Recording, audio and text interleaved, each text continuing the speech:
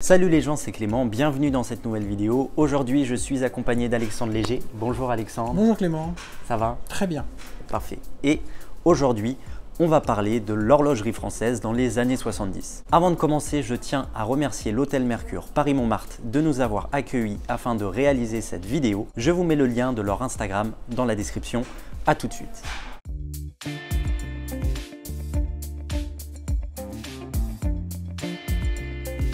Alors Alexandre, là tu nous as ramené deux montres, une Lip et une R1 qui ont un style assez sportif. Oui.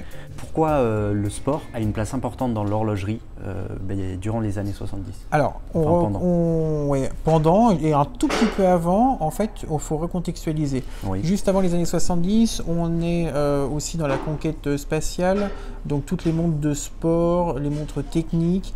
On va aussi être dans une période des baby-boomers qui commencent à aller, donc les enfants de la guerre qui commencent à découvrir aussi un peu les vacances, les sports, le ski nautique, le ski, etc. Des sports de glace, plein de sports différents. Et en fait, on est dans une époque où la montre fine en or de papa ou de maman, c'est un peu fini. Oui. Et en fait, on veut des choses fun.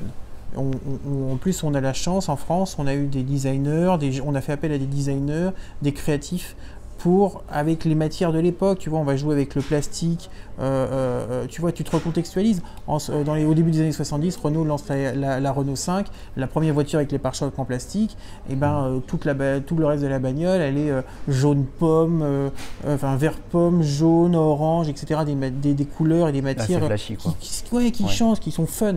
Et ça, c'est vachement bien. C'est l'époque où tu as les grands projets, le TGV qui se met en place, le Concorde, les grands ensembles, les couleurs pop, même dans le mobilier. Et donc, c'est tout un univers où on veut quelque chose qui change. Toujours un peu sportif parce que maintenant le sport c'est devenu à la mode. Oui. Tu te recontextualises aussi pareil encore une fois. 72, 76, tu sors, qu'est-ce qui sort? La Patek Philippe Audemars Piguet d'abord Royal Oak et après la Patek Philippe Nautilus. On est dans des grandes marques de luxe qui se mettent à faire du sport parce qu'on leur demande cet entre-deux, ce sport, luxe, etc. Et même pour des marques pas bas de gamme, mais plus accessible. Voilà, plus accessible, et on s'y met aussi. Et après, tu as des formes, tu as des couleurs qui reflètent bien ça. Et je crois que je t'ai amené deux exemples qu'on va bientôt avoir, qui viennent de deux clients qui nous font confiance pour une vente qu'on va avoir à Bordeaux, à l'hôtel des ventes des Quinconces, avec mon confrère Jean-Christophe Guyon et VWS, et le cabinet VWS. Et je vais te les présenter. Voilà. Avec plaisir. Qu'est-ce que tu pourrais nous dire Alors, on commence par cette Lip. Donc, c'est une Lip Nautic Skin. Tu vois, tu as une montre typique du milieu des années 70 sur un bracelet tropique bleu qui change du sempiternel noir. Tu as un cadran bleu ensoleillé et tu as un réseau de lunettes qui permet de mesurer les temps de plongée avec une indication rouge-orangé. Tu vois que les index, ils ont commencé un peu à changer un peu de couleur. C'est une montre en parfait état. Pourquoi? Parce que ça, c'est des montres, c'est des horlogers qui nous les confient, qui partent en retraite ou autre. Tu vois, tu as même encore la pastille violette derrière pour éviter de l'abîmer. Donc ça, c'est des montres qui sont en super état et qui sont surtout très portables aujourd'hui. Alors, tu vois, c'est pas un tout petit diamètre. Tu la portes à ton poignet, c'est tout à fait une montre que tu peux porter, que tu aies ou 20 ans ou 50 ans. C'est une bonne taille idéale et c'est super fun quand même. Tu verrais pas ça dans la production horlogère. Aujourd'hui, tout le monde dit Blue is the new black. Le bleu, tu vois, c'est déjà dans les milieux des années 70, on l'utilisait quand même, tu vois. Et le bleu, le côté nautique, le côté sport, le côté mer, tu vois, c'est plein de petites choses où les gens, c'était des trucs de pro, de professionnels, où quand tu étais ou professionnel ou alors sportif et que tu en avais besoin pour les vacances, hop, tu mettais cette montre-là et tu vivais ta vie, mais tu savais qu'en vacances, tu n'avais pas besoin d'en changer. Tu avais ta montre qui te suivait partout. C'est aussi un peu le développement des tall watch, etc. Des montres qu'on peut porter tout le temps. Tu n'en as qu'une seule et tu peux la porter tout le temps. Donc tu vois, ça c'est déjà vraiment beaucoup plus fun parce que tu as beaucoup de couleurs, etc. Et si tu prends les reins, par exemple, pareil, on est toujours dans les années 70. Tu as un boîtier tonneau avec des angles vraiment coupés à la serpe. Il y en a, tu as un effet brossé, tu as un effet brillant sur le côté.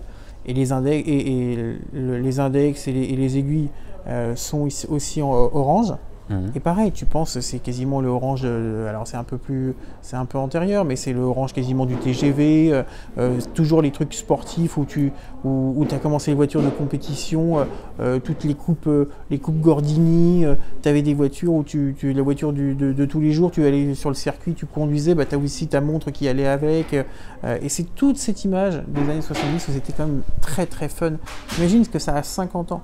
Aujourd'hui, tu as des montres comme ça, des fois on te fait des rééditions ou on te fait des nouveaux modèles en disant oui, j'ai trouvé une idée, ils sont 50 stylistes sur un mur en te mettant deux, trois images en disant oui, j'ai réfléchi à un truc. Non, ça a 50 ans, on réinvente rien, peut-être que les matériaux ont changé, peut-être les techniques de construction, la fiabilité des mouvements, mais c'est des trucs qui sont vachement bien. Et qui sont robustes aussi. Oui, c'est robuste quand c'est bien entretenu. Et puis tu sais, c'est pas forcément extrêmement cher. Je pense qu'on est autour, même entre, selon là les modèles, etc., on est entre 1000 et 1500 euros.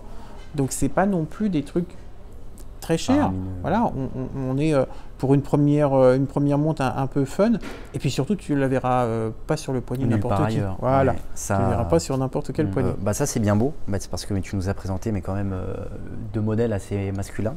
Mais dans les années 70, mais qu'est-ce que tu pourrais nous dire justement pour les modèles femmes? Alors les années 70, vraiment c'est une période de créativité aussi pour les femmes et moi je suis ravi parce que de plus en plus, paradoxalement, tu vois, de plus en plus je vois dans ma profession des montres de femmes et je vois de plus en plus plein de clientèles femmes qui viennent directement dans les ventes acheter leur propre montre. Avant c'était les maris qui achetaient, ils ne savaient pas trop, ils prenaient quelque chose de classique. Là, les femmes vendeuses et les femmes acheteuses, elles ont des choses vraiment pointues. Oui. Dans les années 70, on est quand même une libération de la femme, des mœurs, mai 68 est passé par là, et tu vas avoir vraiment des couleurs, tu vas avoir des matières, on commence, c'est la grande mode, par exemple chez Piaget et autres, tu as des cadrans qui sont faits avec des plaques de pierre dure. Alors tu as la malachite, le lapis lazuli, le corail, etc. Donc tu te retrouves avec des cadrans de pierre dure, avec des couleurs mais qui flashent. Alors à l'époque, c'était souvent ou sur des bracelets en or jaune, enfin de la matière du boîtier, ou c'était sur du bracelet cuir noir, etc. Un petit moche que je trouve un peu chiant. Mais aujourd'hui, avec plein de tous ces gens-là qui font des nouveaux bracelets qui sont facilement interchangeables, tu mets une montre en or des années 70 avec un cadran de pierre dure ou même un cadran avec quelques petits brillants, tu mets un lézard rose, tu mets je sais pas moi, un autruche violet, rouge, etc. Un truc qui claque, ouais, tu vois, c'est 1/5 ou 1/10 du prix en boutique aujourd'hui, hein. C'est top. Et tu as plein de petites montres, tout le monde en ce moment veut des petites quartiers, des années 70 ou 80. 70, ils ont fait vraiment tout ce qui était des montres, ce qu'on appelle des montres de forme, c'est-à-dire que c'est pas rond, des formes avec un peu qui stylisent le bambou, des grandes ovales, des rectangulaires à bord rond, etc. Faut pas rester sur des bracelets noirs où c'est chiant la mort. Oui. Tu mets des bracelets qui pètent, même des fois des plaques américaines, je sais pas. Et vraiment, tu peux t'amuser. Et les femmes, et si elles ont la chance d'avoir un homme qui leur fait le cadeau, ou des femmes qui leur fait des cadeaux, on n'est pas sectaire, vraiment, tu peux t'amuser. Vraiment, tu peux avoir un truc fun. Ça peut être une 2e ou 3e montre, ça peut être une montre de soirée, ça peut être n'importe quoi. Même la montre de ta mère, de ta grand-mère. Je suis sûr que tu peux trouver un truc, tu peux lui donner un coup de peps, à moindre coût en plus. Et ça, c'est vraiment bien. Et c'est cette période des années 70 en France de créativité qui revient vachement aujourd'hui sur le devant de la scène.